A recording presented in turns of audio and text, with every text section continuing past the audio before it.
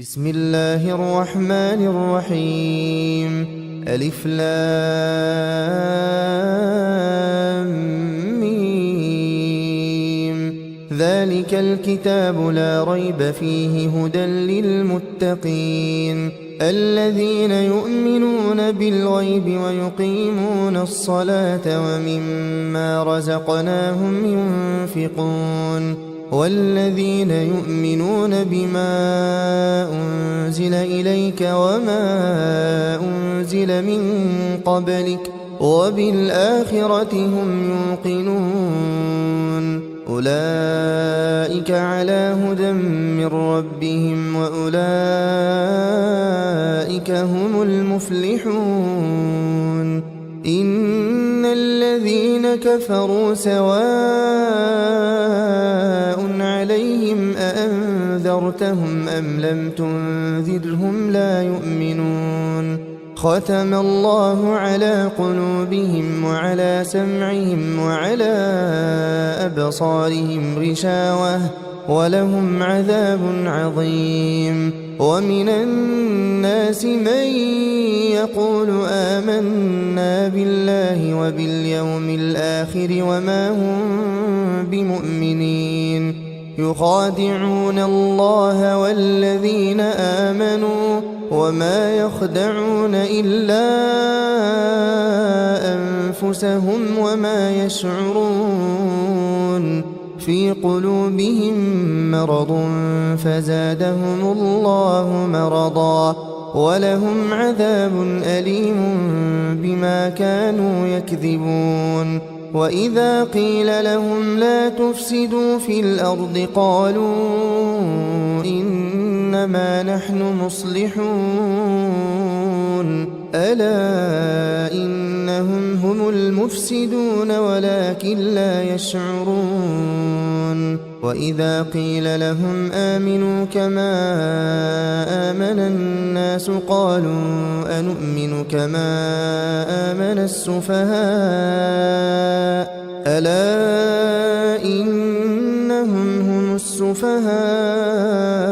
ولكن لا يعلمون. وإذا لقوا الذين آمنوا قالوا آمنا وإذا خلوا إلى شياطينهم قالوا إنا معكم إنما نحن مستهزئون. الله يستهزئ بهم ويمدهم في طغيانهم يعمهون. أولئك الذين اشتروا الضلالة بالهدى فما ربحت تجارتهم وما كانوا مهتدين. مثلهم كمثل الذي استوقد نارا فلما أضاءت ما حوله ذهب الله بنورهم وتركهم في ظلمات لا يبصرون. صم بكم عمي فهم لا يرجعون. أو كصيب من السماء فيه ظلمات ورعد وبرق يجعلون أصابعهم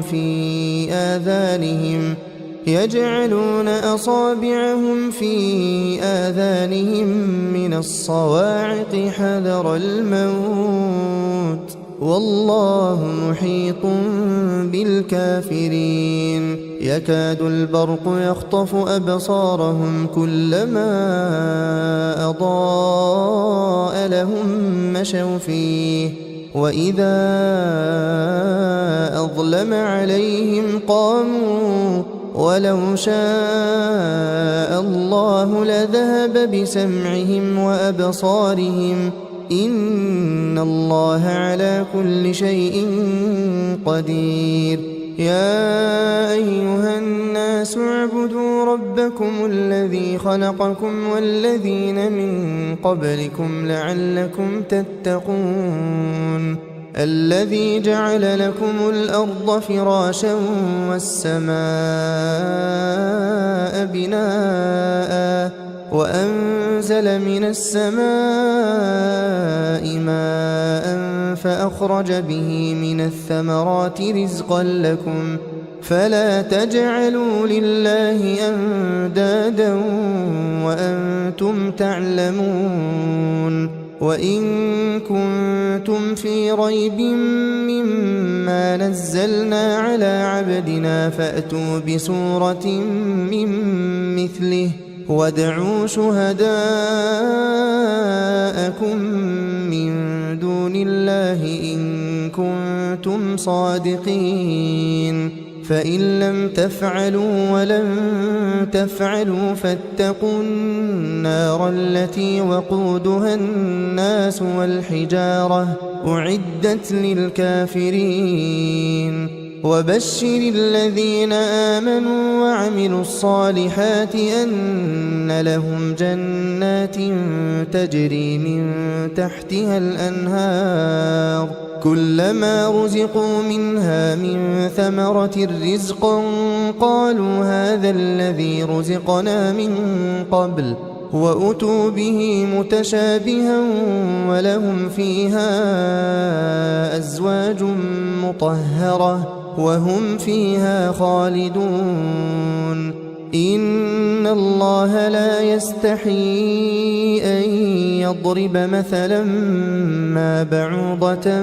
فما فوقها فأما الذين آمنوا فيعلمون أنه الحق من ربهم وأما الذين كفروا فيقولون ماذا أراد الله بهذا مثلا يضل به كثيرا ويهدي به كثيرا وما يضل به إلا الفاسقين الذين ينقضون عهد الله من بعد ميثاقه ويقطعون ما أمر الله به أن يوصل ويفسدون في الأرض أولئك هم الخاسرون كيف تكفرون بالله وكنتم أمواتا فأحياكم ثم يميتكم ثم يحييكم ثم إليه ترجعون هو الذي خلق لكم ما في الأرض جميعا ثم استوى إلى السماء فسواهن 7 سماوات وهو بكل شيء عليم وإذ قال ربك للملائكة إني جاعل في الأرض خليفة قالوا أتجعل فيها من يفسد فيها ويسفك الدماء ونحن نسبح بحمدك ونقدس لك قال إني أعلم ما لا تعلمون وعلم آدم الأسماء كلها ثم عرضهم على الملائكة فقال أنبئوني بأسماء هؤلاء إن كنتم صادقين قالوا سبحانك لا علم لنا إلا ما علمتنا إنك أنت العليم الحكيم قال يا آدم أنبئهم بأسمائهم فلما أنبأهم بأسمائهم قال ألم أقل لكم إني أعلم غيب السماوات والأرض وأعلم ما تبدون وما كنتم تكتمون وإذ قلنا للملائكة اسجدوا لآدم فسجدوا إلا إبليس أبى واستكبر وكان من الكافرين وقلنا يا آدم اسكن أنت وزوجك الجنة وكلا منها رغدا حيث شئتما ولا تقربا هذه الشجرة فتكونا من الظالمين فأزلهما الشيطان عنها فأخرجهما مما كانا فيه وقلنا اهبطوا بعضكم لبعض عدو ولكم في الأرض مستقر ومتاع إلى حين فتلقى آدم من ربه كلمات فتاب عليه إنه هو التواب الرحيم قلنا اهبطوا منها جميعا فإما يأتينكم مني هدى فمن تبع هداي فلا خوف عليهم ولا هم يحزنون والذين كفروا وكذبوا بآياتنا أولئك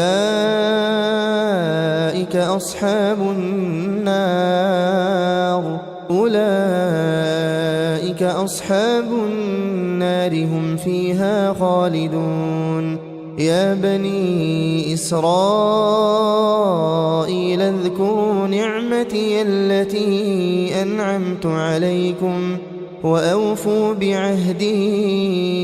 أوف بعهدكم وإياي فارهبون وآمنوا بما أنزلت مصدقا لما معكم ولا تكونوا أول كافر به ولا تشتروا بآياتي ثمنا قليلا وإياي فاتقون ولا تلبسوا الحق بالباطل وتكتموا الحق وأنتم تعلمون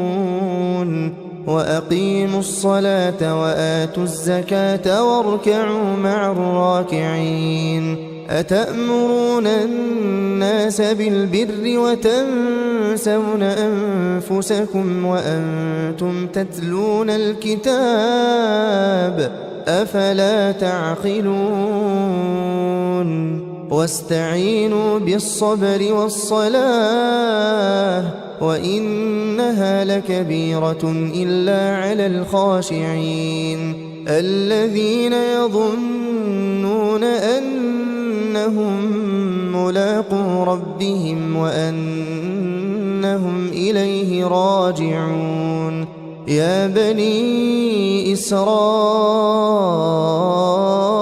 اذكروا نعمتي التي أنعمت عليكم وأني فضلتكم على العالمين واتقوا يوما لا تجزي نفس عن نفس شيئا ولا يقبل منها شفاعة ولا يؤخذ منها عدل ولا هم ينصرون وإذ نجيناكم من آل فرعون يسومونكم سوء العذاب يذبحون أبناءكم ويستحيون نساءكم وفي ذلكم بلاء من ربكم عظيم وإذ فرقنا بكم البحر فأنجيناكم وأغرقنا آل فرعون وأنتم تنظرون وإذ واعدنا موسى 40 ليلة ثم اتخذتم العجل من بعده وأنتم ظالمون ثم عفونا عنكم من بعد ذلك لعلكم تشكرون وإذ آتينا موسى الكتاب والفرقان لعلكم تهتدون وإذ قال موسى لقومه يا قوم إنكم ظلمتم أنفسكم باتخاذكم العجل فتوبوا إلى بارئكم فاقتلوا أنفسكم ذلكم خير لكم عند بارئكم فتاب عليكم إنه هو التواب الرحيم وإذ قلتم يا موسى لن نؤمن لك حتى نرى الله جهرة فأخذتكم الصاعقة وأنتم تنظرون ثم بعثناكم من بعد موتكم لعلكم تشكرون وظللنا عليكم الغمام وأنزلنا عليكم المن والسلوى كلوا من طيبات ما رزقناكم وما ظلمونا ولكن كانوا أنفسهم يظلمون وإذ قلنا ادخلوا هذه القرية فكلوا منها حيث شئتم رغدا وادخلوا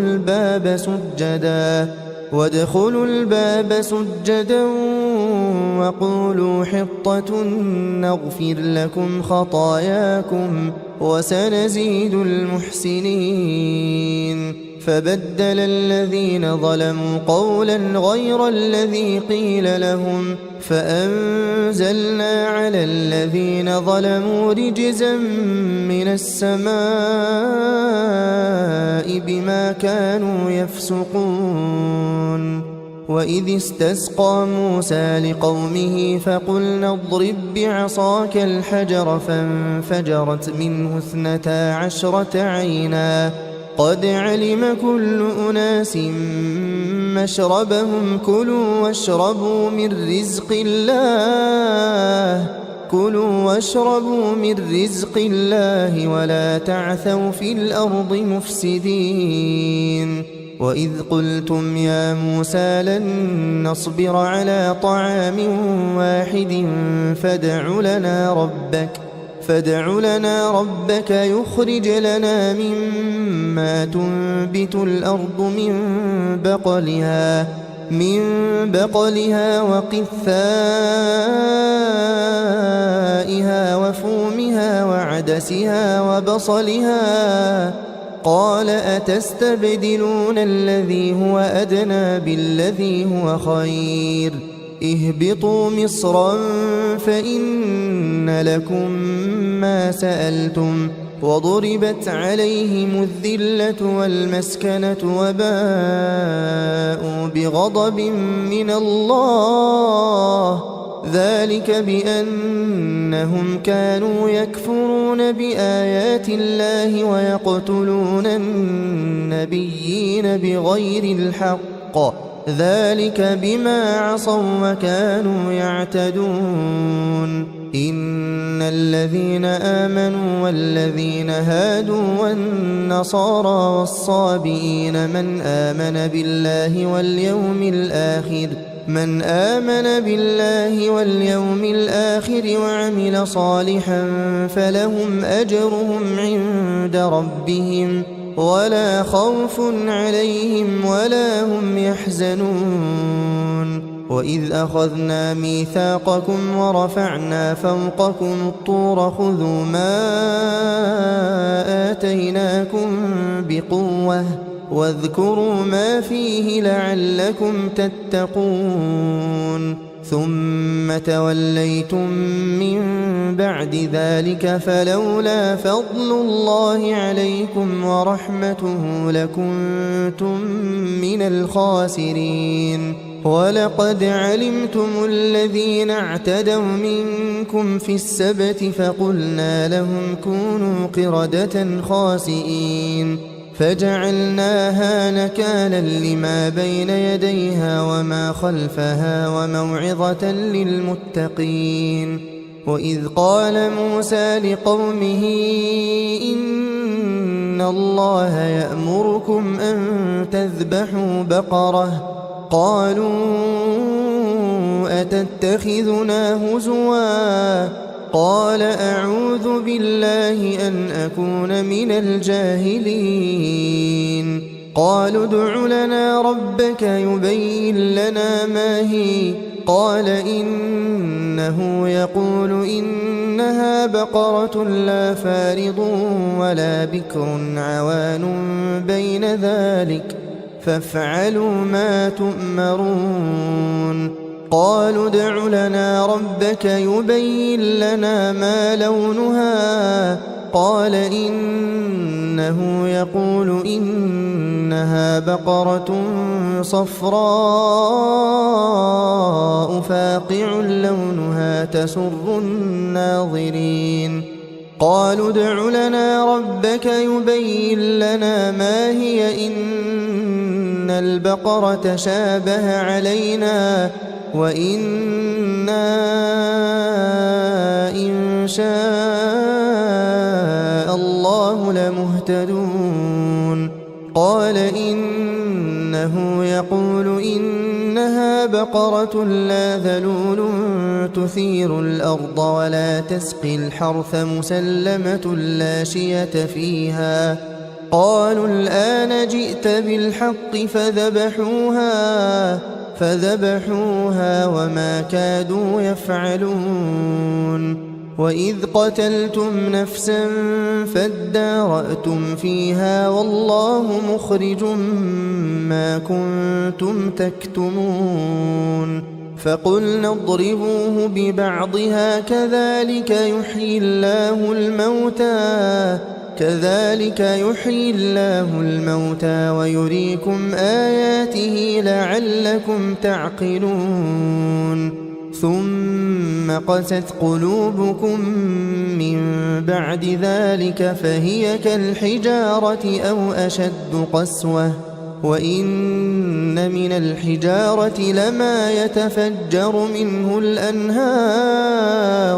وإن منها لما يشقق فيخرج منه الماء وإن منها لما يهبط من خشية الله وما الله بغافل عما تعملون أفتطمعون أن يؤمنوا لكم وقد كان فريق منهم يسمعون كلام الله ثم يحرفونه من بعد ما عقلوه وهم يعلمون وإذا لقوا الذين آمنوا قالوا آمنا وإذا خلا بعضهم إلى بعض قالوا أتحدثونهم بما فتح الله عليكم ليحاجوكم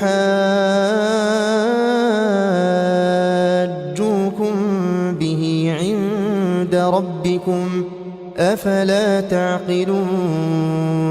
أولا يعلمون أن الله يعلم ما يسرون وما يعلنون ومنهم أميون لا يعلمون الكتاب إلا أماني وإن هم إلا يظنون فويل للذين يكتبون الكتاب بأيديهم ثم يقولون هذا من عند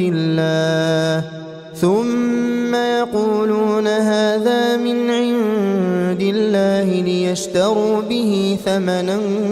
قليلا فويل لهم مما كتبت أيديهم وويل لهم مما يكسبون وقالوا لن تمسنا النار إلا أياما معدودة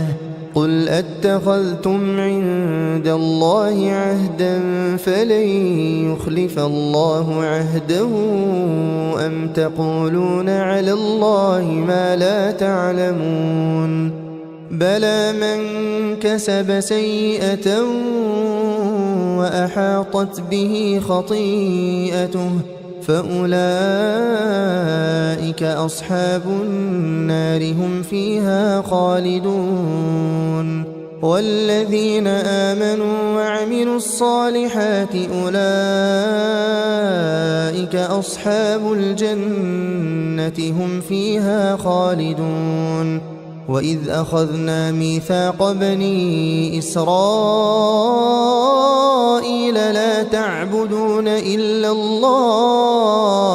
لا تعبدون إلا الله وبالوالدين إحسانا وذي القربى واليتامى والمساكين وقولوا للناس حسنا وأقيموا الصلاة وآتوا الزكاة ثم توليتم إلا قليلا منكم وأنتم معرضون وإذ أخذنا ميثاقكم لا تسفكون دماءكم ولا تخرجون أنفسكم من دياركم ثم أقررتم وأنتم تشهدون ثم أنتم هؤلاء تقتلون أنفسكم وتخرجون فريقا منكم من ديارهم تظاهرون عليهم بالإثم والعدوان وإن يأتوكم أسارى تفادوهم وهو محرم عليكم إخراجهم أفتؤمنون ببعض الكتاب وتكفرون ببعض فما جزاء من يفعل ذلك منكم إلا خزي في الحياة الدنيا ويوم القيامة يردون إلى أشد العذاب وما الله بغافل عما تعملون أولئك الذين اشتروا الحياة الدنيا بالآخرة فلا يخفف عنهم العذاب ولا هم ينصرون ولقد آتينا موسى الكتاب وقفينا من بعده بالرسل وآتينا عيسى ابن مريم البينات وأيدناه بروح القدس أفكلما جاءكم رسول بما لا تهوى أنفسكم استكبرتم ففريقا كذبتم وفريقا تقتلون وقالوا قلوبنا غلف بل لعنهم الله بكفرهم فقليلا ما يؤمنون ولما جاءهم كتاب من عند الله مصدق لما معهم وكانوا من قبل يستفتحون على الذين كفروا فلما جاءهم ما عرفوا كفروا به فلعنة الله على الكافرين بئس ما اشتروا به أنفسهم أن يكفروا بما أنزل الله بغيا أن ينزل الله من فضله على من يشاء من عباده فباءوا بغضب على غضب وللكافرين عذاب مهين وإذا قيل لهم آمنوا بما أنزل الله قالوا نؤمن بما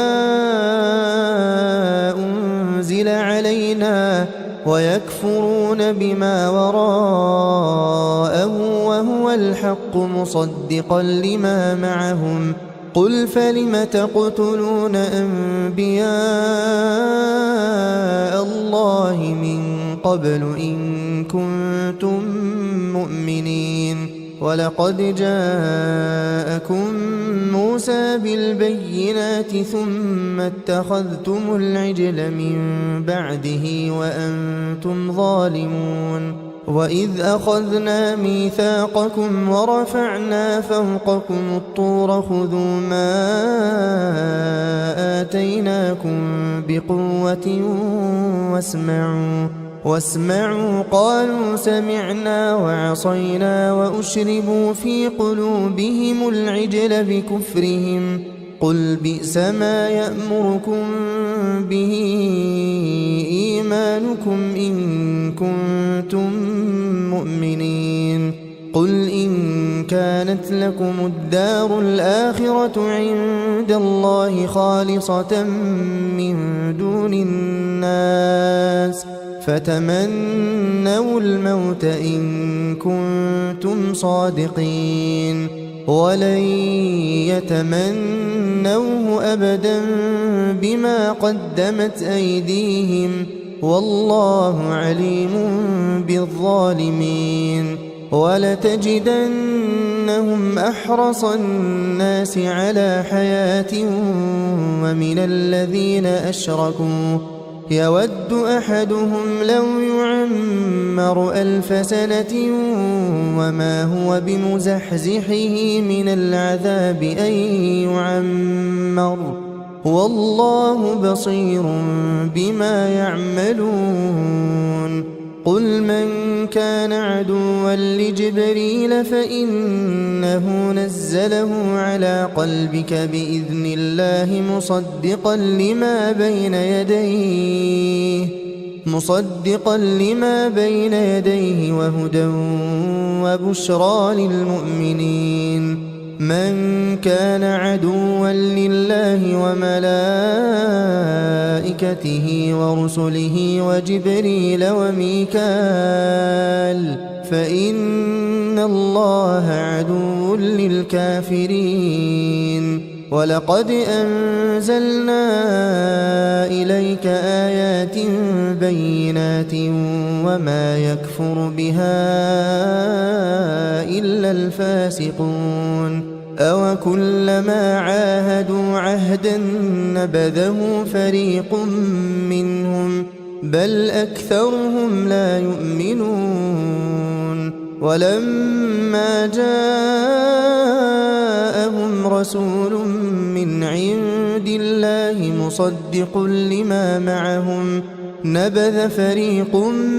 من الذين أوتوا الكتاب كتاب الله وراء ظهورهم نبذ فريق من الذين أوتوا الكتاب كتاب الله وراء ظهورهم كأنهم لا يعلمون واتبعوا ما تتلو الشياطين على ملك سليمان وما كفر سليمان ولكن الشياطين كفروا يعلمون الناس السحر وما أنزل على الملكين ببابل هاروت وماروت وما يعلمان من أحد حتى يقولا إنما نحن فتنة فلا تكفر فيتعلمون منهما ما يفرقون به بين المرء وزوجه وما هم بضارين به من أحد إلا بإذن الله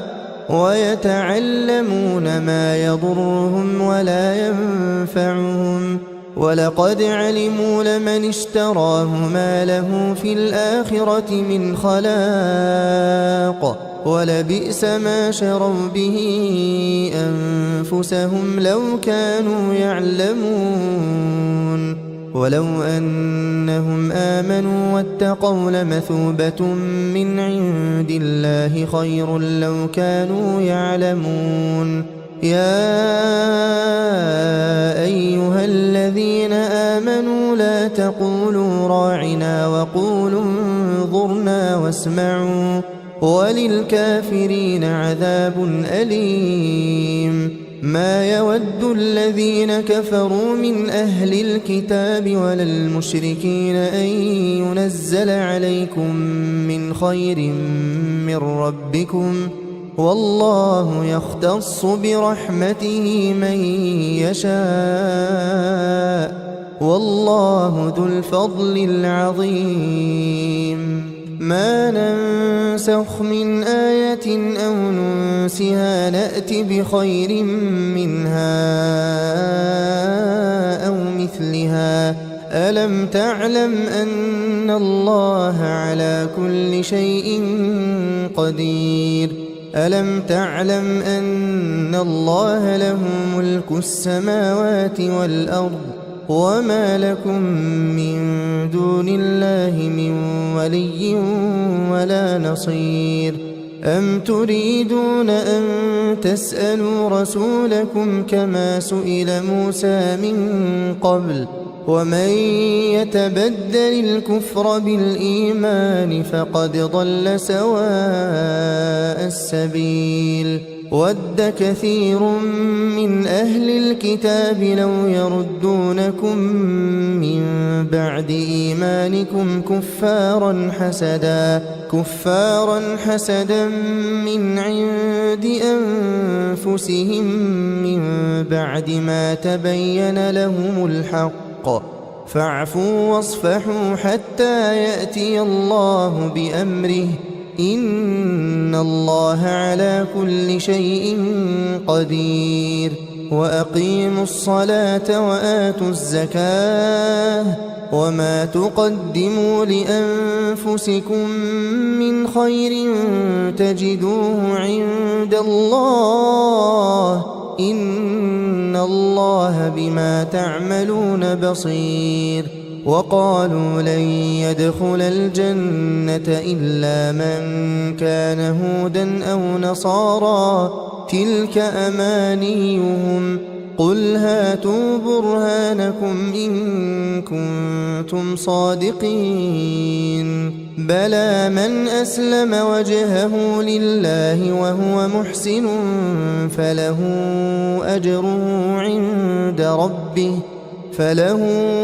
أجره عند ربه ولا خوف عليهم ولا هم يحزنون وقالت اليهود ليست النصارى على شيء وقالت النصارى ليست اليهود على شيء وهم يتلون الكتاب كذلك قال الذين لا يعلمون مثل قولهم فالله يحكم بينهم يوم القيامة فيما كانوا فيه يختلفون ومن أظلم ممن منع مساجد الله أن يذكر فيها اسمه وسعى في خرابها أولئك ما كان لهم أن يدخلوها إلا خائفين لهم في الدنيا خزي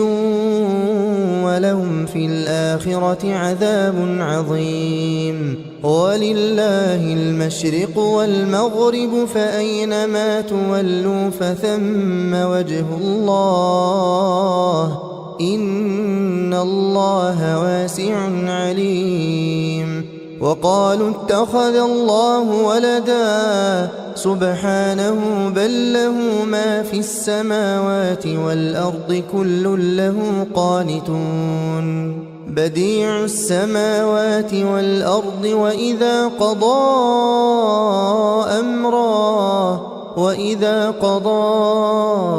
أمرا فإنما يقول له كن فيكون وقال الذين لا يعلمون لولا يكلمنا الله أو تأتينا آية كذلك قال الذين من قبلهم مثل قولهم تشابهت قلوبهم قد بينا الآيات لقوم يوقنون إنا أرسلناك بالحق بشيرا ونذيرا ولا تسأل عن أصحاب الجحيم ولن ترضى عنك اليهود ولا النصارى حتى تتبع ملتهم قل إن هدى الله هو الهدى ولئن اتبعت أهواءهم بعد الذي جاءك من العلم ما لك من الله من ولي ولا نصير الذين آتيناهم الكتاب يتلونه حق تلاوته أولئك يؤمنون به ومن يكفر به فأولئك هم الخاسرون يا بني إسرائيل اذكروا نعمتي التي أنعمت عليكم وأني فضلتكم على العالمين واتقوا يوما لا تجزي نفس عن نفس شيئا ولا يقبل منها عدل ولا تنفعها شفاعة ولا هم ينصرون وإذ ابتلى إبراهيم ربه بكلمات فأتمهن قال إني جاعلك للناس إماما قال ومن ذريتي قال لا ينال عهد الظالمين وإذ جعلنا البيت مثابة للناس وأمنا واتخذوا من مقام إبراهيم مصلى وعهدنا إلى إبراهيم وإسماعيل أن طهرا بيتي للطائفين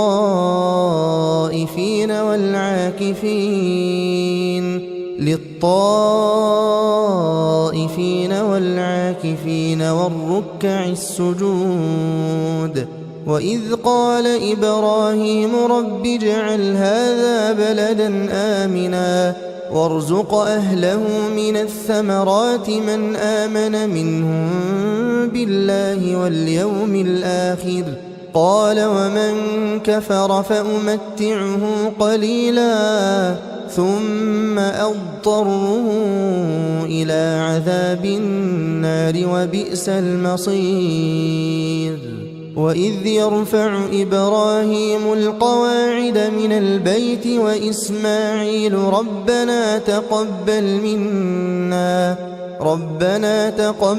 منا إنك أنت السميع العليم ربنا واجعلنا مسلمين لك ومن ذريتنا أمة مسلمة لك وأرنا مناسكنا وتب علينا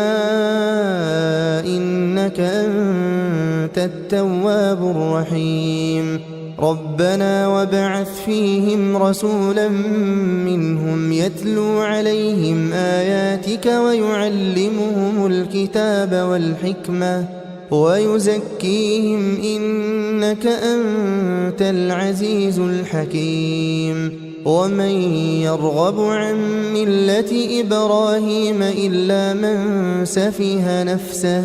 ولقد اصطفيناه في الدنيا وإنه في الآخرة لمن الصالحين إذ قال له ربه أسلم قال أسلمت لرب العالمين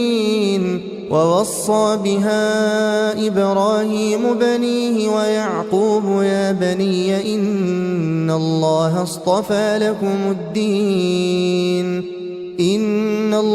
اصطفى لكم الدين فلا تموتن إلا وأنتم مسلمون أم كنتم شهداء إذ حضر يعقوب الموت إذ إذ قال لبنيه ما تعبدون من بعدي قالوا نعبد إلهك وإله آبائك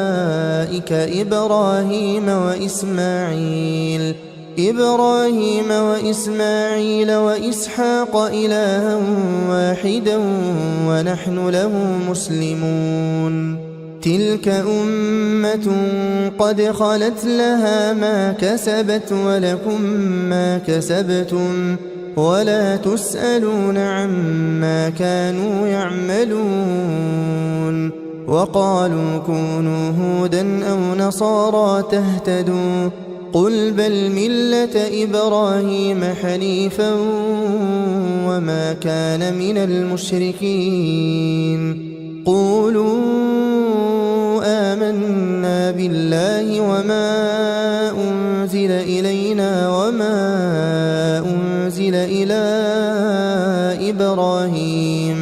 وما أنزل إلى إبراهيم وإسماعيل وإسحاق ويعقوب والأسباط وما أوتي موسى وعيسى وما أوتي النبيون من ربهم لا نفرق بين أحد منهم ونحن له مسلمون فإن آمنوا بمثل ما آمنتم به فقد اهتدوا وإن تولوا فإنما هم في شقاق فسيكفيكهم الله وهو السميع العليم صبغة الله ومن أحسن من الله صبغة ونحن له عابدون قل أتحاجوننا في الله وهو ربنا وربكم ولنا أعمالنا ولكم أعمالكم ونحن له مخلصون أم تقولون إن إبراهيم وإسماعيل وإسحاق ويعقوب والأسباط كانوا هودا أو نصارى قل أأنتم أعلم أم الله ومن أظلم ممن كتم شهادة عنده من الله وما الله بغافل عما تعملون تلك أمة قد خلت لها ما كسبت ولكم ما كسبتم ولا تسألون عما كانوا يعملون سيقول السفهاء من الناس ما ولاهم عن قبلتهم التي كانوا عليها قل لله المشرق والمغرب يهدي من يشاء إلى صراط مستقيم وكذلك جعلناكم أمة وسطا لتكونوا شهداء على الناس ويكون الرسول عليكم شهيدا وما جعلنا القبلة التي كنت عليها إلا لنعلم من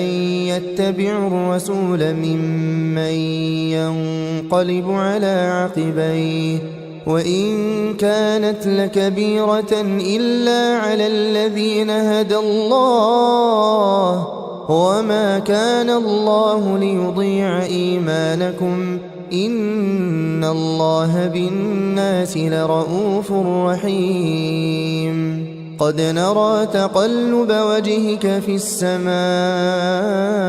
فلنولينك قبلة ترضاها فول وجهك شطر المسجد الحرام وحيث ما كنتم فولوا وجوهكم شطره وإن الذين أوتوا الكتاب ليعلمون أنه الحق من ربهم وما الله بغافل عما يعملون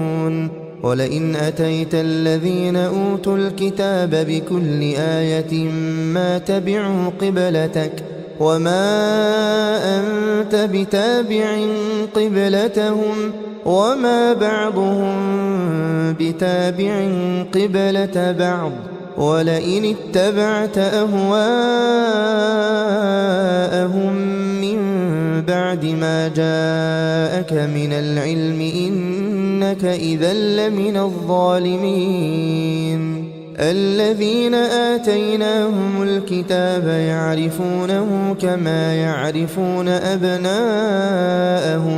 وإن فريقا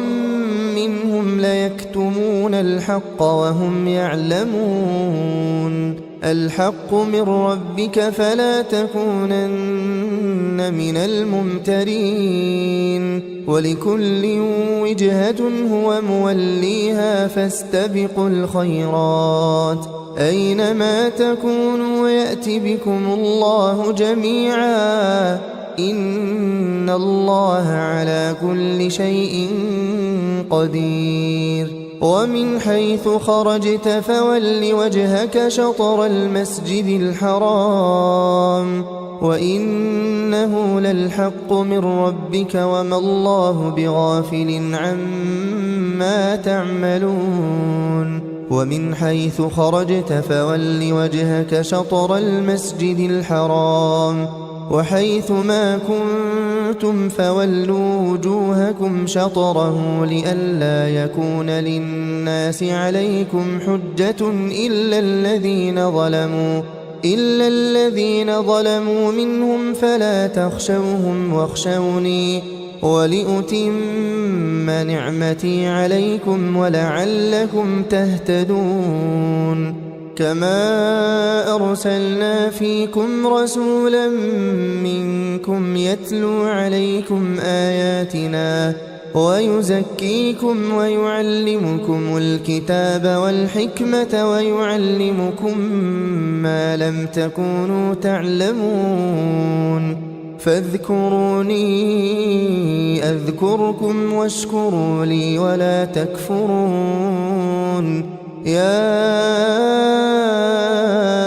أيها الذين آمنوا استعينوا بالصبر والصلاة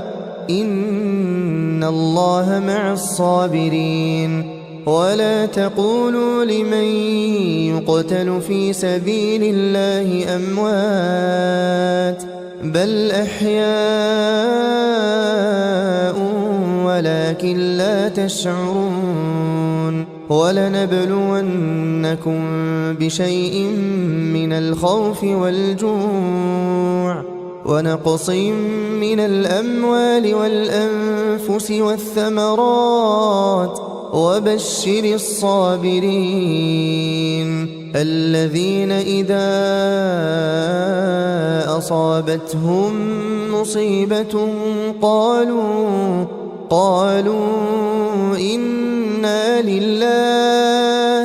إنا لله وإنا إليه راجعون أولئك عليهم صلوات من ربهم ورحمة وأولئك هم المهتدون إن الصفا والمروة من شعائر الله فمن حج البيت أو اعتمر فلا جناح عليه أن يطوف بهما ومن تطوع خيرا فإن الله شاكر عليم إن الذين يكتمون ما أنزلنا من البينات والهدى من بعد ما بيناه للناس في الكتاب أولئك يلعنهم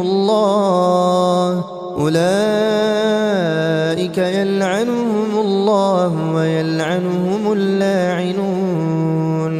إلا الذين تابوا وأصلحوا وبينوا فأولئك أتوب عليهم وأنا التواب الرحيم إن الذين كفروا وماتوا وهم كفار أولئك عليهم لعنة الله والملائكة والناس أجمعين خالدين فيها لا يخفف عنهم العذاب ولا هم ينظرون وإلهكم إله واحد لا إله إلا هو الرحمن الرحيم إن في خلق السماوات والأرض واختلاف الليل والنهار والفلك التي تجري في البحر بما ينفع الناس وما أنزل الله من السماء من ماء فأحيا به الأرض بعد موتها وبث فيها من كل دابة وتصريف الرياح والسحاب المسخر بين السماء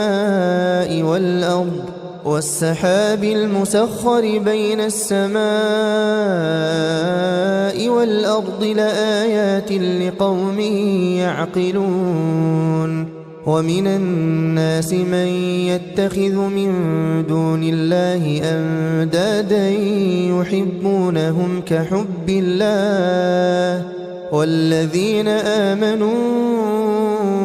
أشد حبا لله ولو يرى الذين ظلموا إذ يرون العذاب أن القوة لله جميعا وأن الله شديد العذاب إذ تبرأ الذين اتبعوا من الذين اتبعوا ورأوا العذاب وتقطعت بهم الأسباب وقال الذين اتبعوا لو أن لنا كرة فنتبرأ منهم كما تبرأوا منا كذلك يريهم الله أعمالهم حسرات عليهم وما هم بخارجين من النار يا أيها الناس كلوا مما في الأرض حلالا طيبا ولا تتبعوا خطوات الشيطان إنه لكم عدو مبين إنما يأمركم بالسوء والفحشاء وأن تقولوا على الله ما لا تعلمون وإذا قيل لهم اتبعوا ما أنزل الله قالوا بل نتبع ما ألفينا عليه آباءنا أولو كان آباؤهم لا يعقلون شيئا ولا يهتدون ومثل الذين كفروا كمثل الذي ينعق بما لا يسمع إلا دعاء ونداء صم بكم عمي فهم لا يعقلون يا أيها الذين آمنوا كلوا من طيبات ما رزقناكم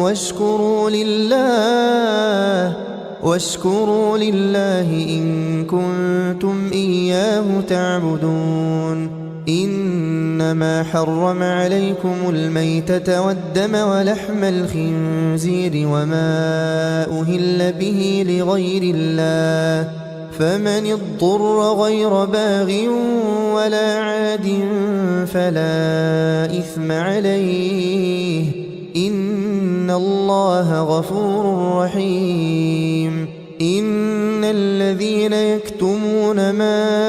أنزل الله من الكتاب ويشترون به ثمنا قليلا أولئك ما يأكلون في بطونهم إلا النار ولا يكلمهم الله يوم القيامة ولا يزكيهم ولهم عذاب أليم أولئك الذين اشتروا الضلالة بالهدى والعذاب بالمغفرة فما أصبرهم على النار ذلك بأن الله نزل الكتاب بالحق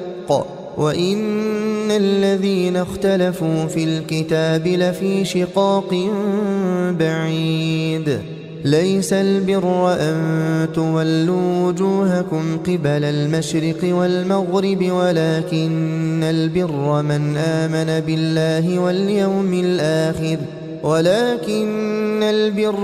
آمن بالله واليوم الآخر والملائكة والكتاب والنبيين وآتى المال على حبه ذوي القربى واليتامى والمساكين وابن السبيل والسائلين وفي الرقاب وأقام الصلاة وآتى الزكاة والموفون بعهدهم إذا عاهدوا والصابرين في البأساء والضراء وحين البأس أولئك الذين صدقوا وأولئك هم المتقون يا أيها الذين آمنوا كتب عليكم القصاص في القتلى الحر بالحر والعبد بالعبد والأنثى بالأنثى فمن عفي له من أخيه شيء فاتباع بالمعروف وأداء إليه بإحسان ذلك تخفيف من ربكم ورحمة فمن اعتدى بعد ذلك فله عذاب أليم ولكم في القصاص حياة يا أولي الألباب لعلكم تتقون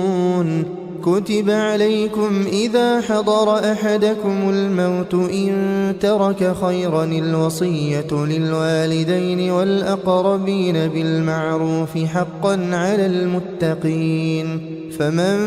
بدله بعدما سمعه فإنما إثمه على الذين يبدلونه إن الله سميع عليم فمن خاف من موص جنفا أو إثما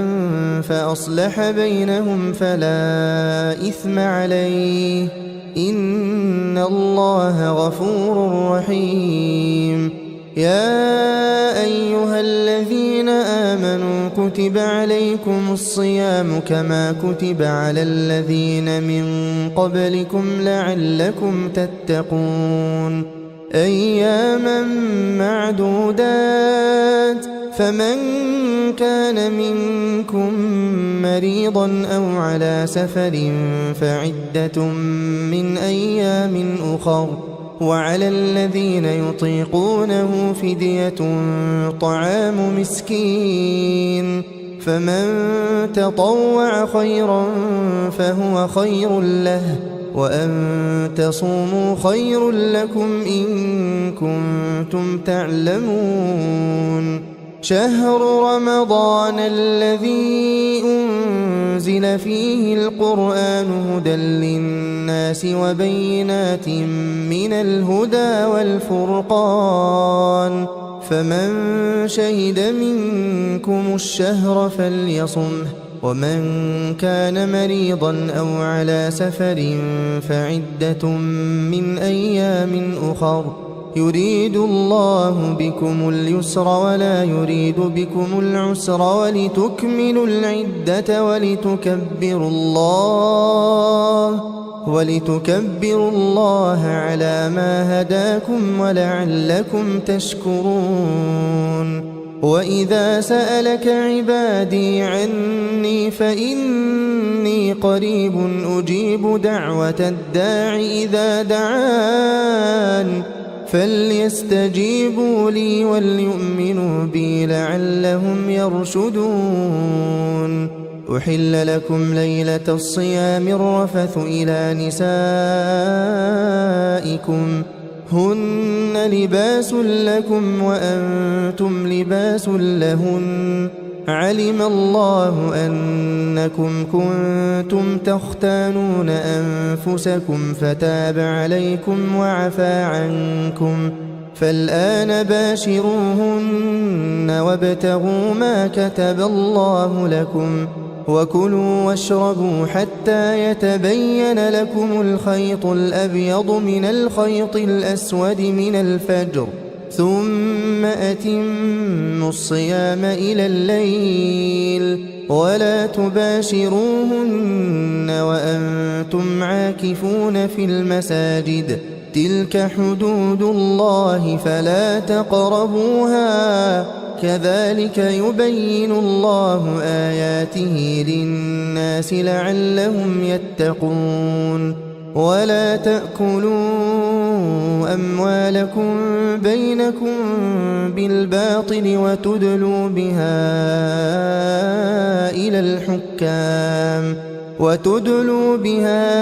إلى الحكام لتأكلوا فريقا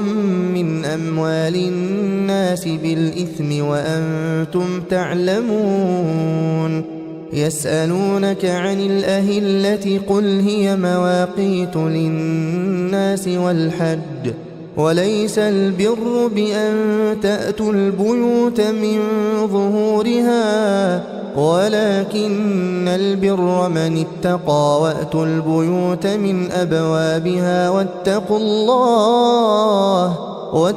الله لعلكم تفلحون وقاتلوا في سبيل الله الذين يقاتلونكم ولا تعتدوا إن الله لا يحب المعتدين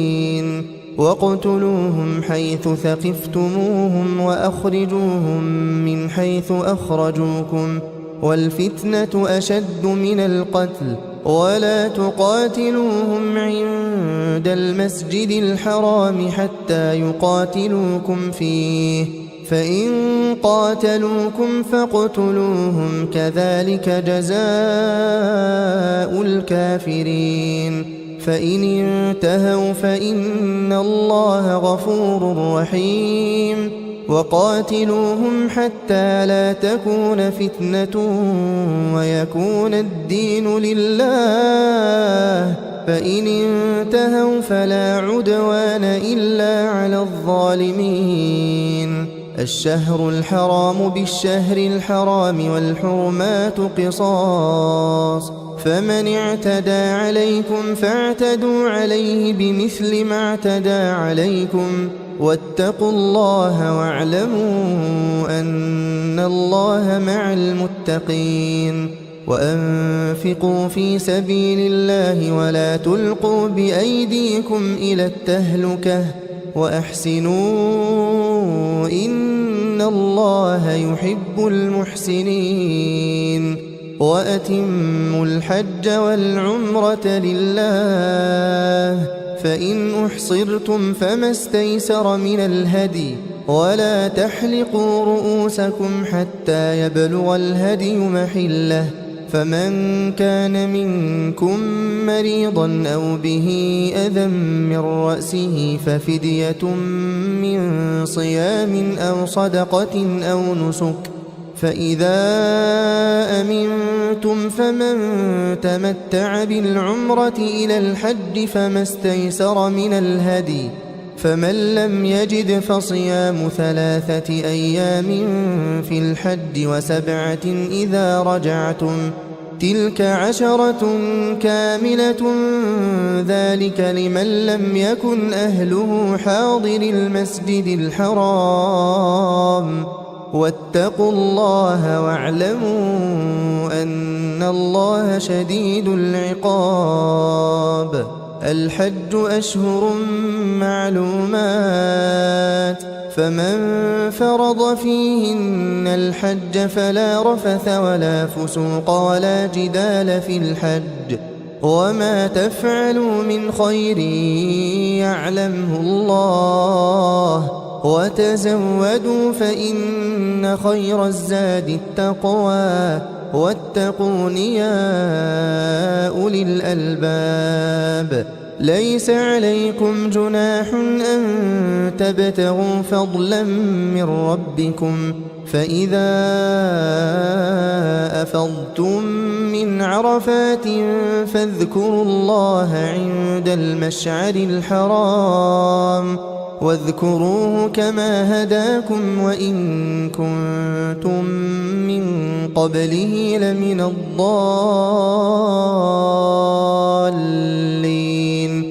ثم أفيضوا من حيث أفاض الناس واستغفروا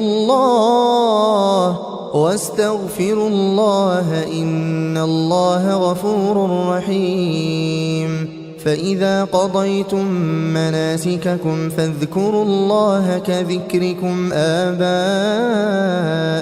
أو أشد ذكرا. فمن الناس من يقول ربنا آتنا في الدنيا وما له في الآخرة من خلاق، ومنهم من يقول ربنا آتنا في الدنيا حسنة وفي الآخرة حسنة وقنا عذاب النار. أولئك لهم نصيب مما كسبوا والله سريع الحساب. واذكروا الله في أيام معدودات، فمن تعجل في يومين فلا إثم عليه، ومن تأخر فلا إثم عليه لمن اتقى. واتقوا الله واعلموا أنكم إليه تحشرون. ومن الناس من يعجبك قوله في الحياة الدنيا ويشهد الله على ما في قلبه وهو ألد الخصام. وإذا تولى سعى في الأرض ليفسد فيها ويهلك الحرث والنسل والله لا يحب الفساد. وإذا قيل له اتق الله أخذته العزة بالإثم فحسبه جهنم ولبئس المهاد. ومن الناس من يشري نفسه ابتغاء مرضات الله والله رؤوف بالعباد. يا أيها الذين آمنوا ادخلوا في السلم كافة ولا تتبعوا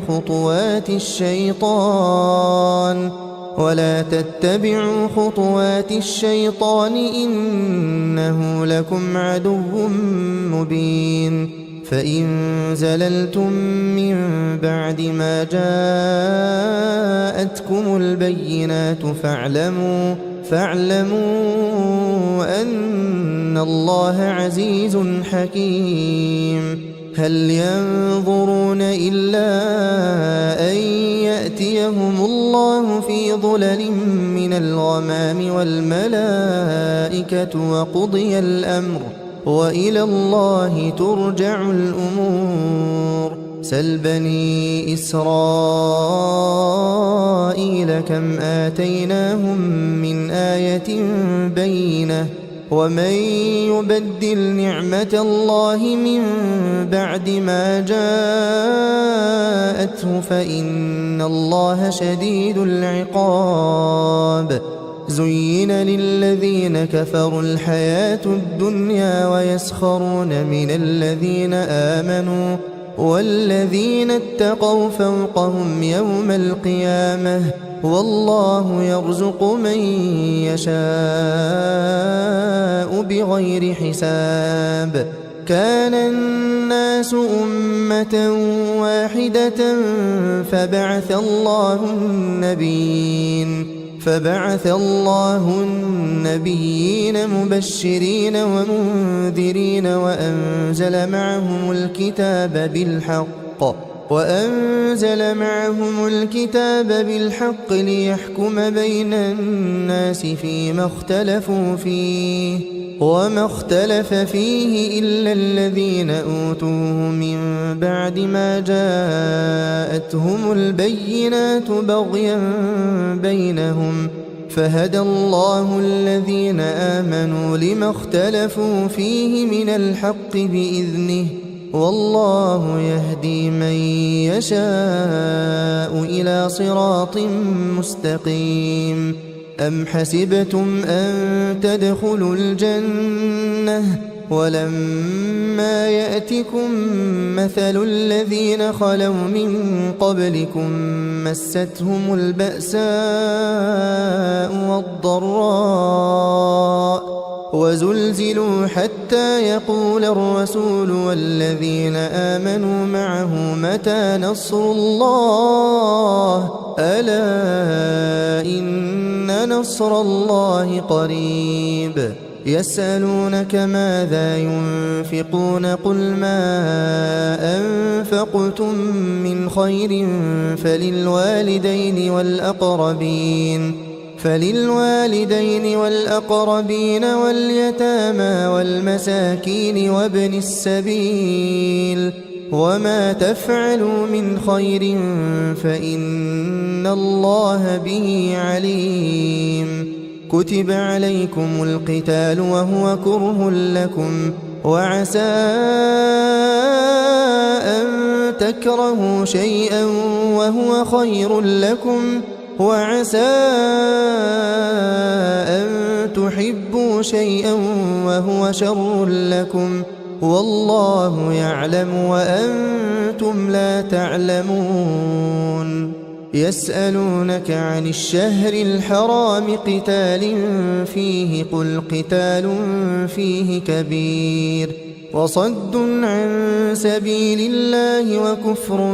به والمسجد الحرام وإخراج أهله منه أكبر عند الله والفتنة أكبر من القتل ولا يزالون يقاتلونكم حتى يردوكم عن دينكم إن استطاعوا ومن يرتدد منكم عن دينه فيمت وهو كافر فأولئك حبطت أعمالهم في الدنيا والآخرة وأولئك أصحاب النار هم فيها خالدون إن الذين آمنوا والذين هاجروا وجاهدوا في سبيل الله أولئك يرجون رحمة الله والله غفور رحيم يسألونك عن الخمر والميسر قل فيهما إثم كبير ومنافع للناس وإثمهما أكبر من نفعهما ويسألونك ماذا ينفقون قل العفو كذلك يبين الله لكم الآيات لعلكم تتفكرون في الدنيا والآخرة ويسألونك عن اليتامى قل إصلاح لهم خير وإن تخالطوهم فإخوانكم والله يعلم المفسد من المصلح ولو شاء الله لأعنتكم إن الله عزيز حكيم ولا تنكحوا المشركات حتى يؤمن ولأمة مؤمنة خير من مشركة ولو أعجبتكم ولا تنكحوا المشركين حتى يؤمنوا ولعبد مؤمن خير من مشرك ولو أعجبكم أولئك يدعون إلى النار والله يدعو إلى الجنة والمغفرة بإذنه ويبين آياته للناس لعلهم يتذكرون ويسألونك عن المحيض قل هو أذى فاعتزلوا النساء في المحيض ولا تقربوهن حتى يطهرن فإذا تطهرن فأتوهن من حيث أمركم الله إن الله يحب التوابين ويحب المتطهرين نساؤكم حرث لكم فأتوا حرثكم أنى شئتم وقدموا لأنفسكم واتقوا الله واعلموا أنكم ملاقوه وبشر المؤمنين ولا تجعلوا الله عرضة لأيمانكم أن تبروا وتتقوا وتصلحوا بين الناس والله سميع عليم لا يؤاخذكم الله باللغو في أيمانكم ولكن يؤاخذكم بما كسبت قلوبكم والله غفور حليم للذين يؤلون من نسائهم تربص 4 أشهر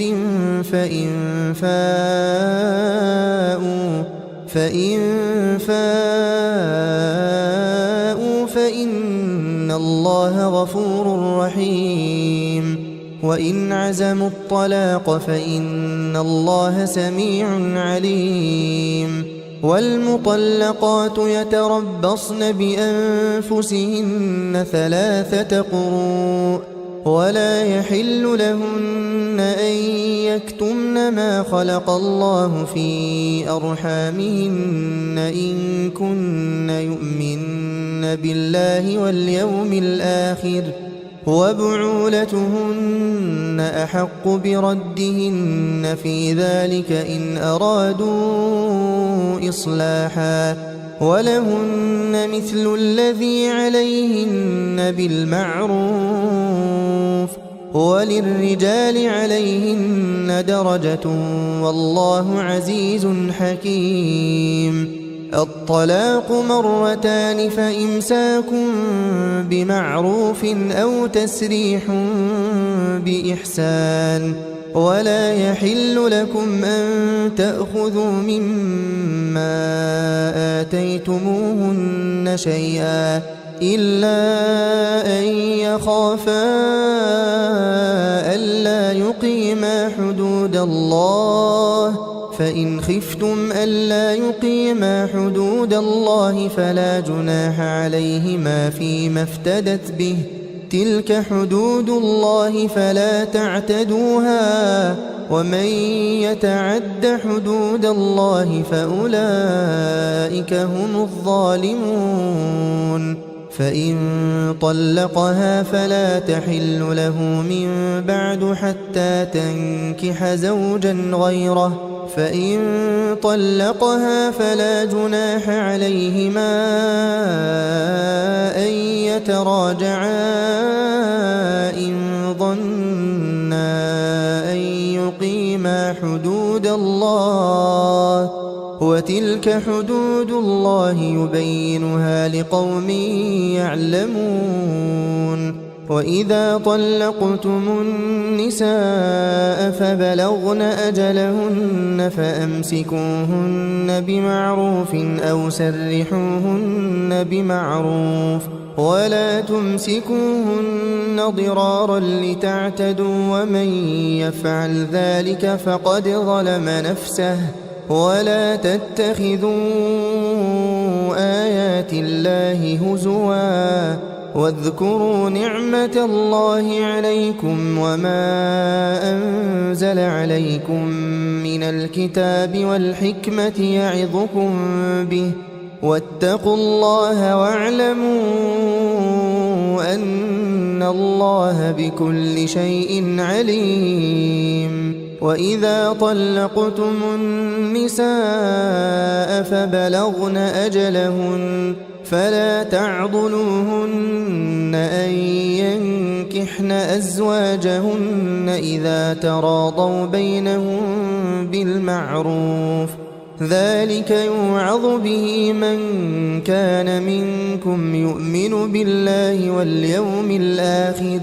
ذلكم أزكى لكم وأطهر والله يعلم وأنتم لا تعلمون والوالدات يرضعن أولادهن حولين كاملين لمن أراد أن يتم الرضاعة وعلى المولود له رزقهن وكسوتهن بالمعروف لا تكلف نفس إلا وسعها لا تضار والدة بولدها ولا مولود له بولده وعلى الوارث مثل ذلك فإن أرادا فصالا عن تراض منهما وتشاور فلا جناح عليهما وإن أردتم أن تسترضعوا أولادكم فلا جناح عليكم إذا سلمتم ما آتيتم بالمعروف واتقوا الله واعلموا أن الله بما تعملون بصير والذين يتوفون منكم ويذرون أزواجا يتربصن بأنفسهن 4 أشهر وعشرا فإذا بلغن أجلهن فلا جناح عليكم فيما فعلن في أنفسهن بالمعروف والله بما تعملون خبير ولا جناح عليكم فيما عرضتم به من خطبة النساء أو أكننتم في أنفسكم علم الله أنكم ستذكرونهن ولكن لا تواعدوهن سرا إلا أن تقولوا قولا معروفا ولا تعزموا عقدة النكاح حتى يبلغ الكتاب أجله واعلموا أن الله يعلم ما في أنفسكم فاحذروه واعلموا أن الله غفور حليم لا جناح عليكم إن طلقتم النساء ما لم تمسوهن أو تفرضوا لهن فريضة ومتعوهن على الموسع قدره وعلى المقتر قدره متاعا بالمعروف حقا على المحسنين وإن طلقتموهن من قبل أن تمسوهن وقد فرضتم لهن فريضة فنصف ما فرضتم إلا أن يعفون أو يعفو الذي بيده عقدة النكاح وأن تعفوا أقرب للتقوى ولا تنسوا الفضل بينكم إن الله بما تعملون بصير حافظوا على الصلوات والصلاة الوسطى وقوموا لله قانتين فإن خفتم فرجالا أو ركبانا فإذا أمنتم فاذكروا الله كما علمكم ما لم تكونوا تعلمون والذين يتوفون منكم ويذرون أزواجا وصية لأزواجهم متاعا إلى الحول غير إخراج فإن خرجن فلا جناح عليكم فيما فعلن في أنفسهن من معروف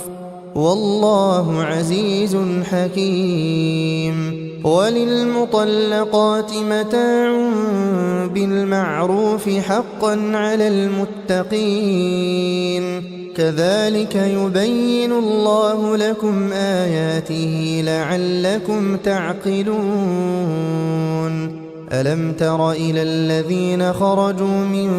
ديارهم وهم ألوف حذر الموت فقال لهم الله موتوا ثم أحياهم إن الله لذو فضل على الناس ولكن أكثر الناس لا يشكرون وقاتلوا في سبيل الله واعلموا أن الله سميع عليم من ذا الذي يقرض الله قرضا حسنا فيضاعفه له أضعافا كثيرة والله يقبض ويبسط وإليه ترجعون ألم تر إلى الملأ من بني إسرائيل من بعد موسى إذ قالوا لنبي لهم ابعث لنا ملكا نقاتل في سبيل الله قال هل عسيتم إن كتب عليكم القتال ألا تقاتلوا قالوا وما لنا ألا نقاتل في سبيل الله وقد أخرجنا من ديارنا وأبنائنا فلما كتب عليهم القتال تولوا إلا قليلا منهم والله عليم بالظالمين وقال لهم نبيهم إن الله قد بعث لكم طالوت ملكا قالوا أنى يكون له الملك علينا ونحن أحق بالملك منه ولم يؤت سعة من المال قال إن الله اصطفاه عليكم وزاده بسطة في العلم والجسم والله يؤتي ملكه من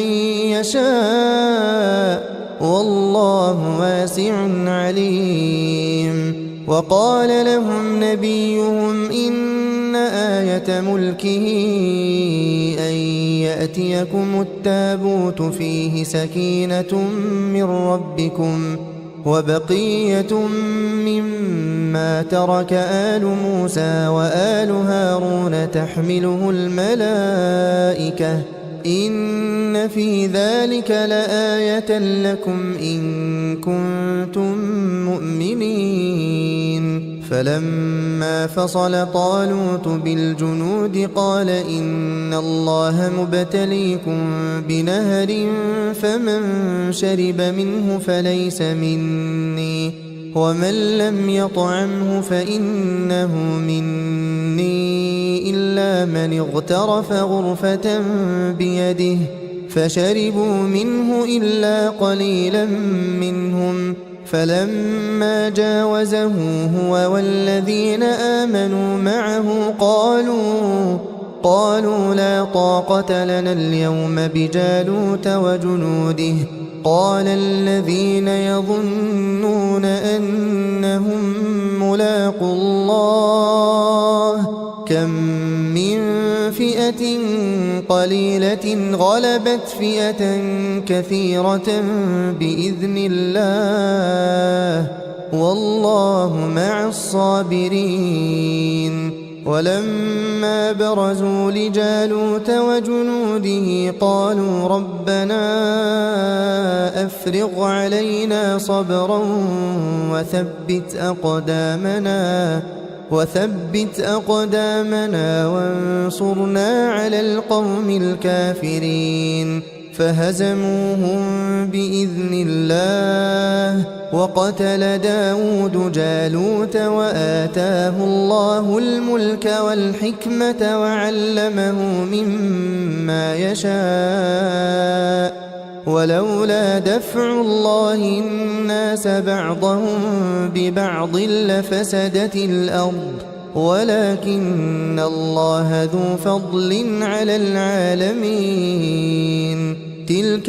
آيات الله نتلوها عليك بالحق وإنك لمن المرسلين. تلك الرسل فضلنا بعضهم على بعض منهم من كلم الله ورفع بعضهم درجات وآتينا عيسى ابن مريم البينات وأيدناه بروح القدس ولو شاء الله ما اقتتل الذين من بعدهم من بعد ما جاءتهم البينات ولكن اختلفوا فمنهم من آمن ومنهم من كفر ولو شاء الله ما اقتتلوا ولكن الله يفعل ما يريد. يا أيها الذين آمنوا أنفقوا مما رزقناكم من قبل أن يأتي يوم لا بيع فيه ولا خلة ولا شفاعة والكافرون هم الظالمون. الله لا إله إلا هو الحي القيوم لا تأخذه سنة ولا نوم له ما في السماوات وما في الأرض من ذا الذي يشفع عنده إلا بإذنه يعلم ما بين أيديهم وما خلفهم ولا يحيطون بشيء من علمه إلا بما شاء وسع كرسيه السماوات والأرض ولا يؤوده حفظهما وهو العلي العظيم. لا إكراه في الدين قد تبين الرشد من الغي فمن يكفر بالطاغوت ويؤمن بالله فقد استمسك بالعروة الوثقى لا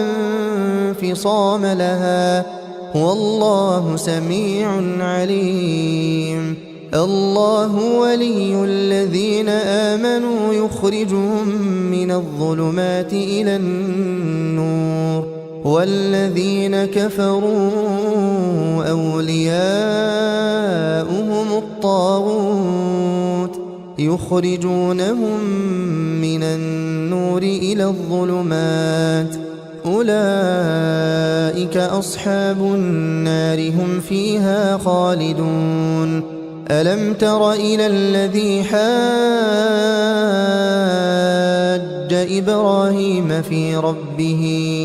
أن آتاه الله الملك إذ قال إبراهيم ربي الذي يحيي ويميت قال أنا أحيي وأميت قال إبراهيم فإن الله يأتي بالشمس من المشرق فأت بها من المغرب فبهت الذي كفر والله لا يهدي القوم الظالمين. أو كالذي مر على قرية وهي خاوية على عروشها قال أنى يحيي هذه الله بعد موتها فأماته الله 100 عام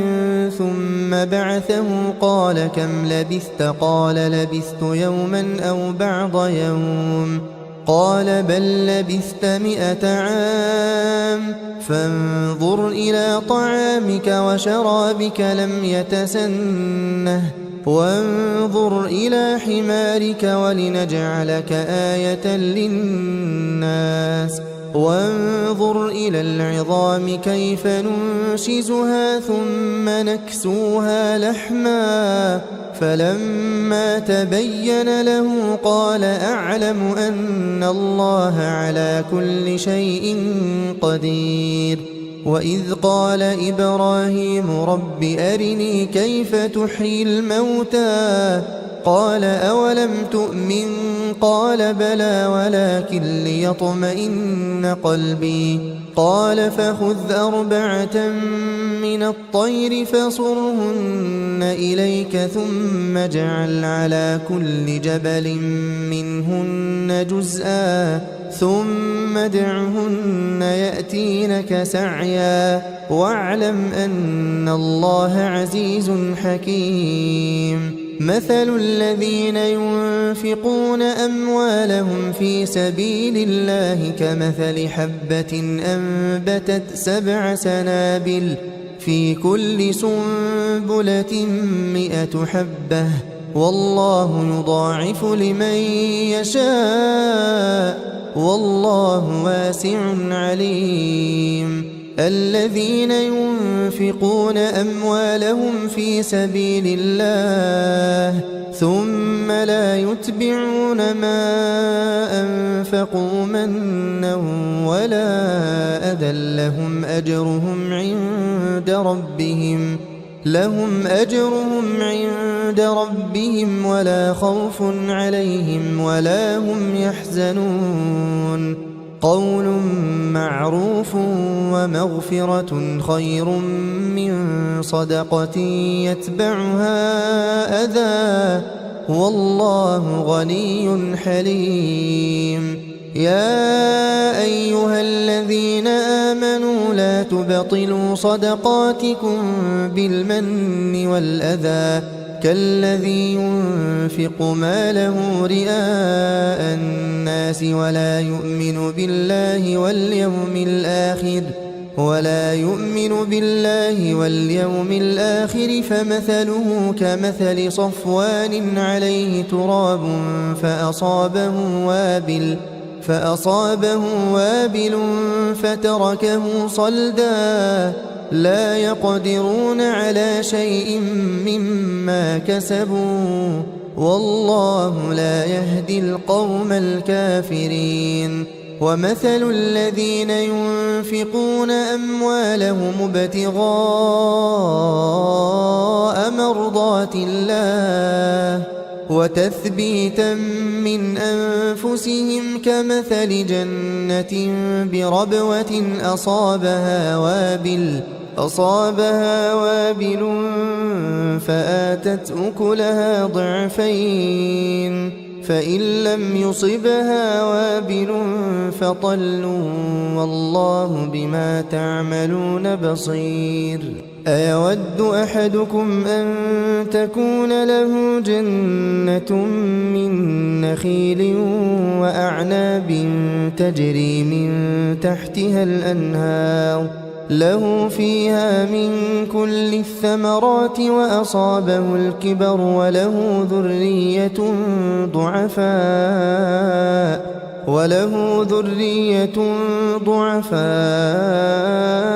فأصابها إعصار فيه نار فاحترقت كذلك يبين الله لكم الآيات لعلكم تتفكرون يا أيها الذين آمنوا أنفقوا من طيبات ما كسبتم ومما أخرجنا لكم من الأرض ولا تيمموا الخبيث منه تنفقون ولستم بآخذيه إلا أن تغمضوا فيه واعلموا أن الله غني حميد الشيطان يعدكم الفقر ويأمركم بالفحشاء والله يعدكم مغفرة منه وفضلا والله واسع عليم يؤتي الحكمة من يشاء ومن يؤت الحكمة فقد أوتي خيرا كثيرا وما يذكر إلا أولو الألباب وما أنفقتم من نفقة أو نذرتم من نذر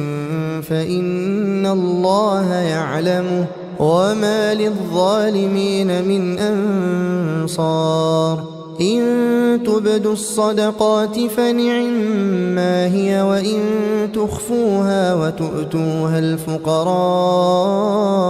فهو خير لكم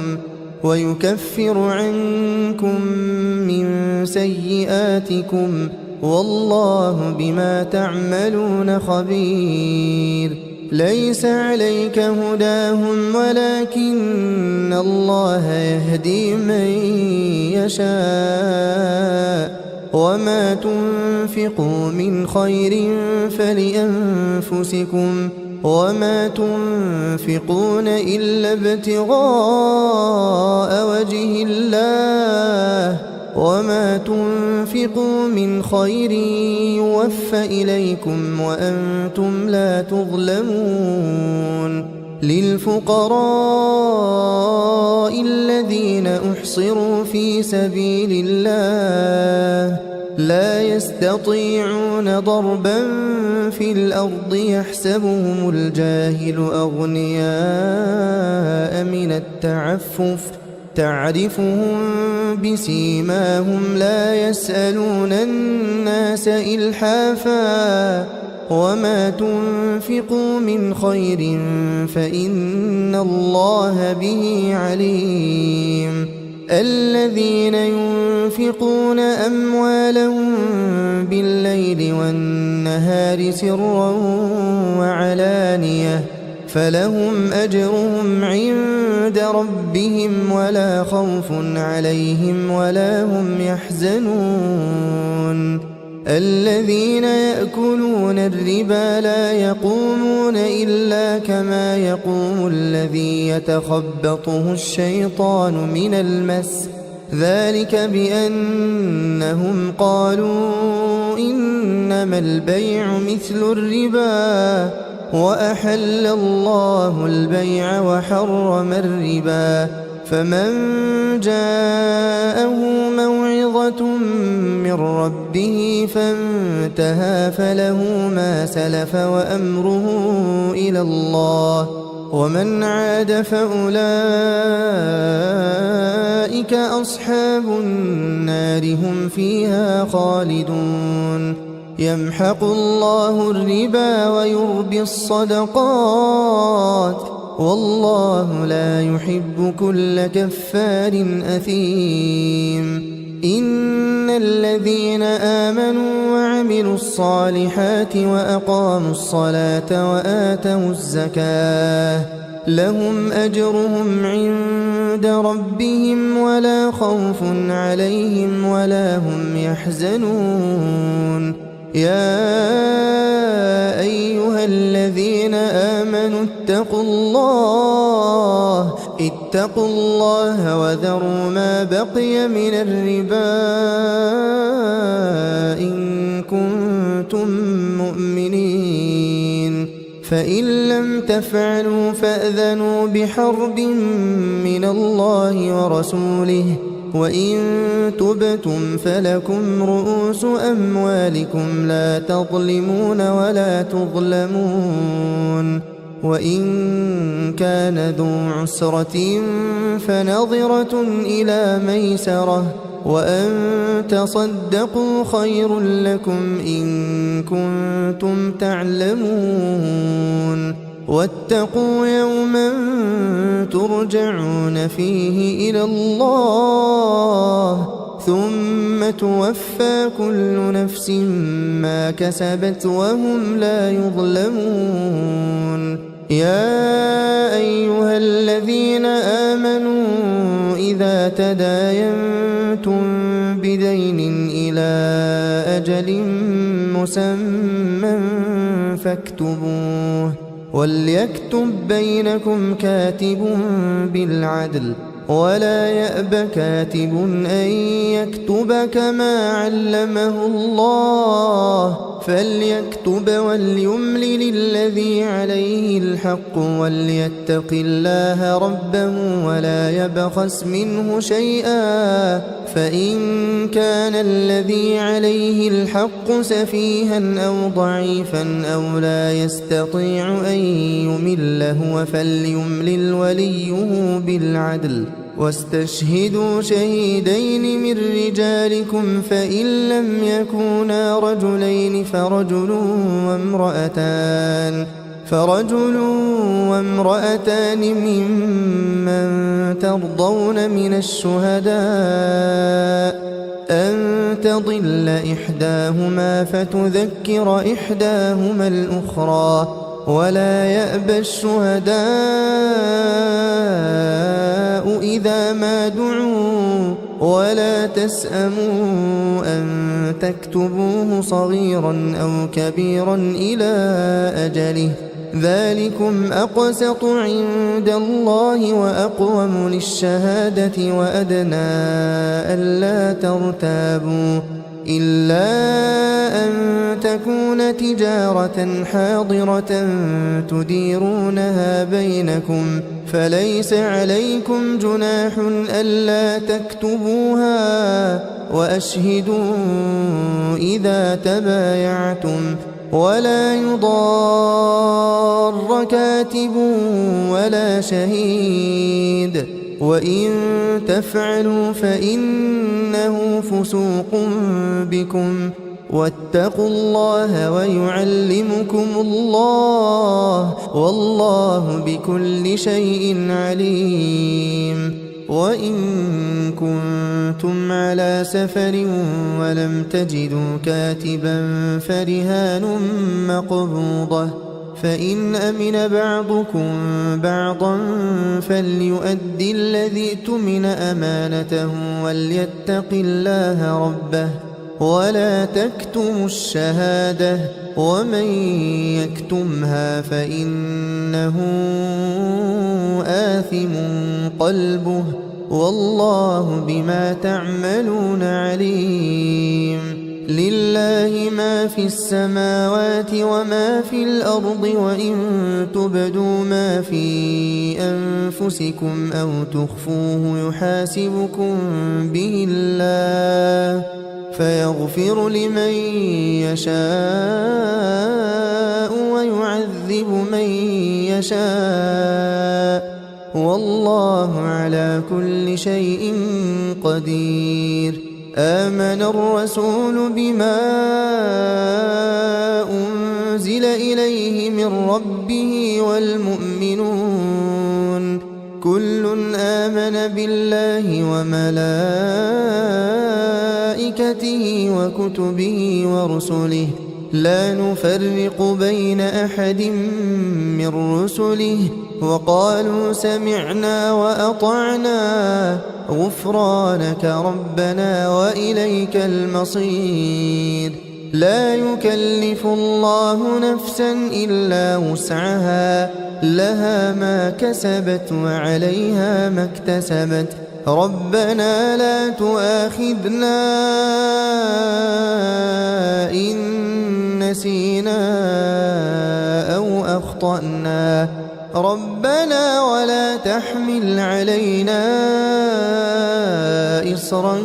كما حملته على الذين من قبلنا، ربنا ولا تحملنا ما لا طاقة لنا به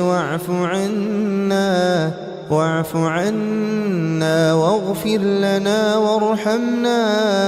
أنت مولانا فانصرنا على القوم الكافرين.